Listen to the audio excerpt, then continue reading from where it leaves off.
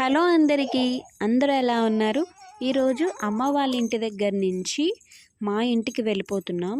ఎలానో మా తమ్ముడు డ్రాప్ చేస్తున్నాడు కదా, వాడిని రిక్వెస్ట్ చేస్తే టీ టైంకి అయితే తీసుకొచ్చాడు.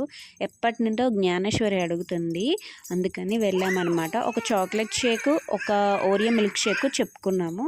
ఈలోపు టీ టైంలో ఏంటి విషయాలు ఇవన్నీ మాట్లాడుకున్నామట. ఇక్కడ అయితేనే షేక్స్ బాగుంటాయి అక్క అని వాడు చెప్పాడు. సో అందుకని ఇక్కడ దిగాము.